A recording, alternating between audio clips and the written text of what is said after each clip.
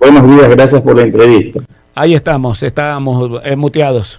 Bueno, ¿qué podemos usted como hombre de leyes, jurista, que ha estado también en algún momento en la administración de justicia, cuáles son las primeras reflexiones, puntualizaciones que establece a propósito del caso Metástasis que ha sacudido al Ecuador? Solo aclarando que nunca he estado en la administración de justicia, solamente he sido asambleísta por un periodo que usted conoce. Pero evidentemente la trama del caso Metástasis nace de la explotación del celular de Norero.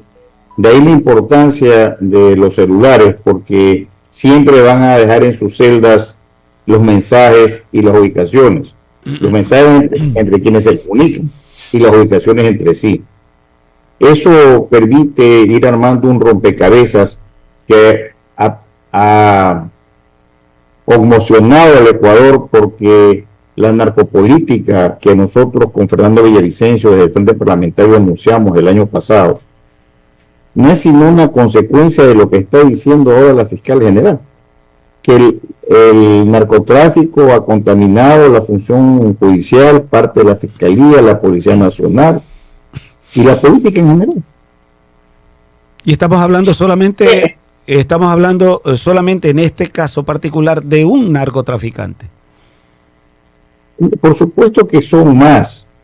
En nuestra investigación que la entregamos en la Fiscalía señalaba algunas cosas. Ayer ya la fiscal general se refiere a parte de lo que nosotros dijimos, porque hay chats que reflejan los negocios que han habido para contrataciones públicas.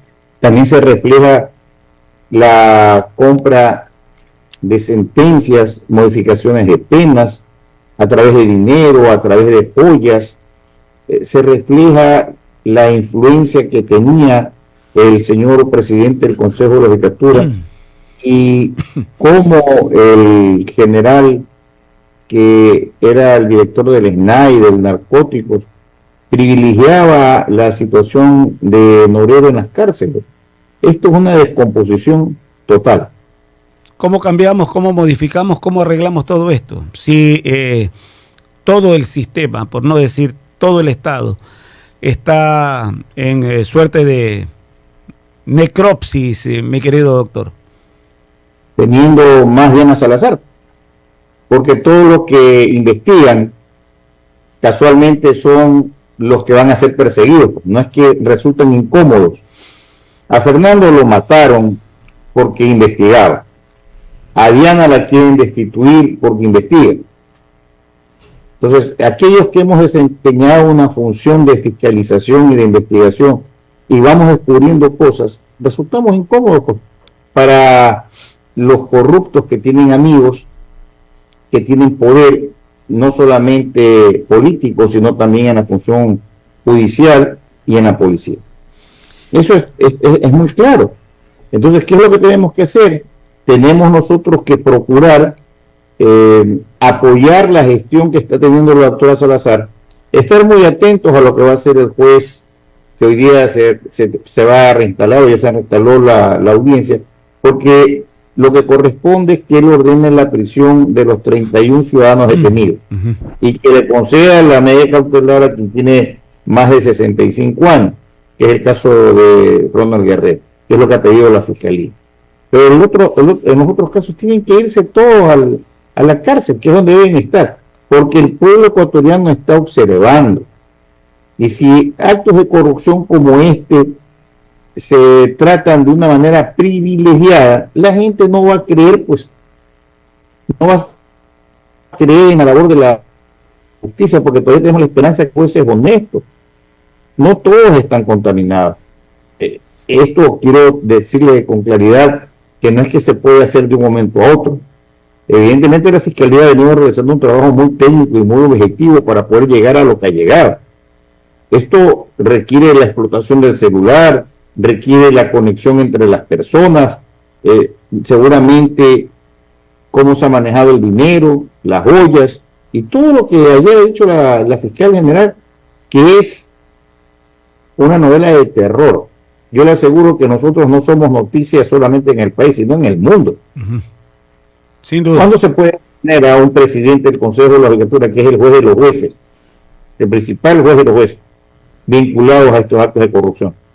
En la época en que él era parte de la Corte Nacional de Justicia, ha precisado la fiscal. Pero, perdóneme, ¿usted sabe lo que es tener jueces propios? Sí, no, yo estoy puntualizando el hecho. No necesariamente sí. La acusación va en su administración como presidente del Consejo de la Judicatura. Pero obviamente las faltas son gravísimas, sin duda. Pero a ver, no está precisamente en donde usted dice en el desempeño del cargo actualmente, pero solamente el poder es el que le permite llegar a donde está, pues. Y ya. Si además de eso usted logra tener jueces que se prorrogan gracias a la actuación del doctor Terán, y luego va a tener juicios propios con los 7 jueces que van a entrar, la justicia está totalmente perdida, porque el momento en que los narcotraficantes tengan la justicia y la policía, Dios nos libre, aquí va a primar la impunidad, pues. Por eso es que hay que tener mucha atención en los partidos políticos que apoyan el juicio contra la doctora Salazar. Esos están buscando impunidad. Y lo que decía Vicente, no sé si en verdad se está yendo de Alemania o no, pero decía que cómo puede ser posible que a través de las redes sociales se informe de operativos de la Fiscalía. Hay algunos que han logrado fugar, y esa contaminación de un proceso investigativo, claro que está penada. Y la fiscal ayer ya lo anunció, ¿no? Hay que en esto ser muy firme. Yo le pido al pueblo ecuatoriano que apoyemos una gestión como la que está realizando la doctora Salazar, que busca de todas las formas posibles acabar con la corrupción reinante en el Ecuador. Porque eso es parte de la inseguridad. Uh-huh. Parte del problema que tenemos actualmente los ciudadanos es eso casualmente. Jueces que benefician a los delincuentes. Es tremendo, ¿no? Cómo se filtra la información de casos que son reservados, y más allá de reservados, que deben, en el correcto proceder, mantener esa suerte de sigilo para que no se escape absolutamente nadie. Cómo desde tan altas esferas se filtra todo y se conoce todo, y unos cuantos sapos se aprovechan de aquello y ponen pies en polvorosa, como ha ocurrido casi siempre en la política ecuatoriana, mi querido doctor Vanegas. Usted recordará muchísimos casos de personas que ya iba a salir la boleta, pero él ya estaba fuera del país. Hay muchísimos casos, sin duda alguna, a través de la historia. Norero fue asesinado hace 1 año y un poco más. Villavicencio hace 5 meses. ¿Cuál la conexión? ¿Usted se atrevería a mencionar ahora, a propósito de todo esto, directamente responsables del asesinato de Villavicencio? Mire, yo no le puedo decir a usted cosas que, aunque lo supiera, estoy prohibido de decirles. Sí le puedo repetir, es lo que dijo ayer el fiscal general, que nosotros sí sabíamos, que Norero había ordenado el seguimiento de Villavicencio. Ya la doctora Salazar ayer lo develó. Lo sabíamos, pero no lo podíamos decir. Hay cosas que usted, aunque me pregunte, yo no le digo. No le puedo decir porque estoy prohibido. Pero tenga usted la plena seguridad que las investigaciones se están haciendo. El día 19 de este mes. Le cambio la pregunta, mi querido doctor Vanegas. Sin dar nombres, ¿usted conoce los autores intelectuales de la muerte de Fernando Villavicencio? Le reitero, Norero fue asesinado hace más de 1 año. Villavicencio hace 5 meses. Y yo le voy a dar la respuesta que igualita a la anterior. No me va a hacer caer en una trampa. Acuérdese que yo soy mejor para preguntar que usted. No, es una pregunta sencilla. Yo lo único que le digo es que si usted conoce, sin dar nombres, porque, claro, usted puede decir sí. No. Una respuesta equivocada, una respuesta equivocada me puede generar un problema, y yo todo menos ingenuo.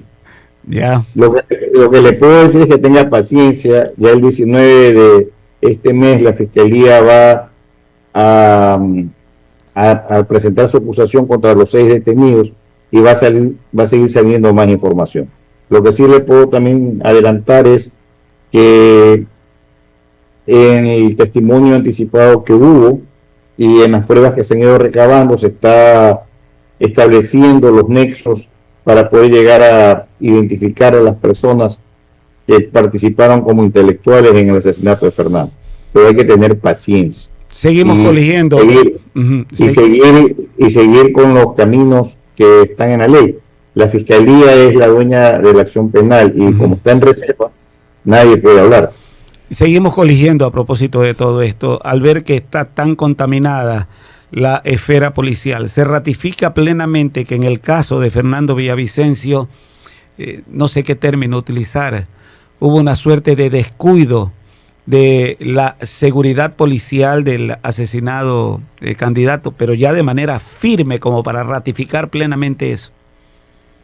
Yo le puedo decir con certeza que el capitán Ceballos presentó varias alertas a sus jefes superiores en el mando, indicando que por el alto riesgo que tenía Fernando, el 98% necesitaban más armas, más chalecos antibalas, más autos, más personal.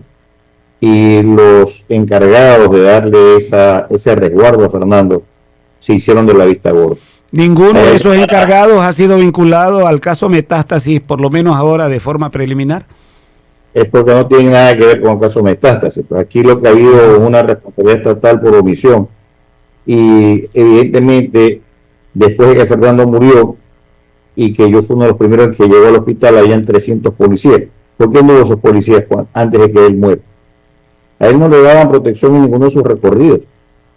Fue después que ellos recién se preocuparon.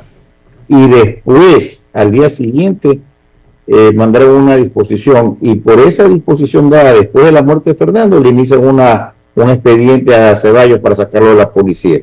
Es que también hay que ser bien caraduras, ¿no?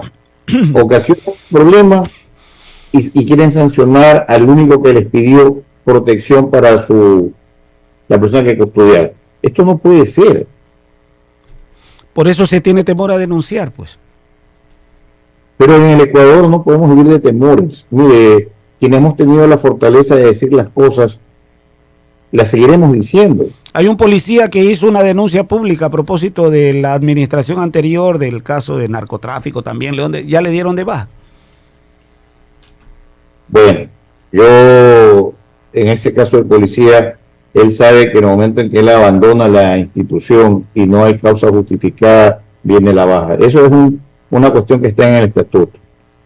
Cuando usted parte de un trabajo y deja de ir por más de 3 días sin causa justificada, le van a sacar un visto bueno. No con esto quiero decirle que el señor no es perseguido, pero hay mecanismos. Hay mecanismos que tienen que seguirse. Siempre yo le voy a hablar con lo que está en la ley. Claro. A veces eso a la gente le disgusta, pero yo tengo que decir lo que es, no lo que la gente escuchar.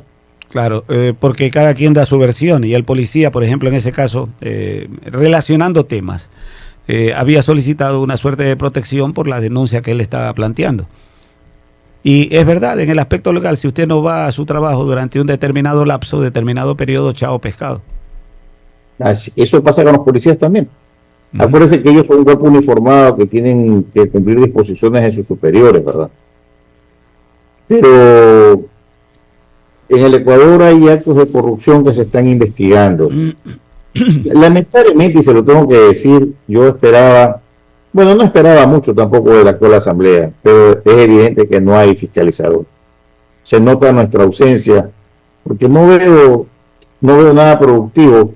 Presentan juicios políticos sin sustentos, sin pruebas y sin una labor de fiscalización. Y hacen shows que lo único que están buscando es que prime la impunidad en el Ecuador, lo cual nosotros tenemos que rechazar.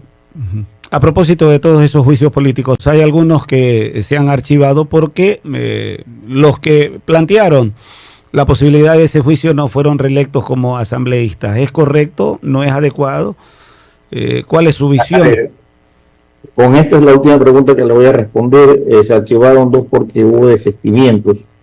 Yo desistí de un juicio político contra Carrillo, contra la ministra de la Mujer, porque pedí pruebas a la Comisión de Fiscalización y a pesar de que estaban anunciadas me las negaron. Y yo no acostumbro nunca a ir a un juicio sin pruebas, porque sin pruebas, ¿cómo demuestro culpabilidad? Y luego hay 3 juicios donde ya los asambleístas no están, pero claro, cuando estas cosas suceden, les quiero recordar que cuando se hizo el juicio político al exministro Ortiz, también habían renunciado los 2 asambleístas y yo pedí en el Pleno que designen a Salvador Quispe y a Luis Almeida. Y hay un precedente y el camino señalado. Lo que tiene que hacer la Comisión de Fiscalización es enviar al Pleno para que el Pleno designe 2 asambleístas que continúen con los procesos. En el ordenamiento legislativo eso es lo correcto, que eso es lo que se está mencionando, que es el Pleno el que tiene que decidir. Eso está en la ley, por eso yo lo hice, el Pleno resolvió y se hizo el juicio político contra Ortiz. Está en la ley. Lo que pasa es que los asambleístas que están repitiendo o no leen o no saben, y los nuevos tampoco saben. Pues. Aunque sea deberían preocuparse, los asambleístas que han sido reelectos, de preocuparse de ver qué es lo que pasó con el juicio de Ortiz. Porque yo sí me acuerdo, porque yo lo planteé, pues. Y la Asamblea lo aceptó y se hizo el juicio político contra Ortiz.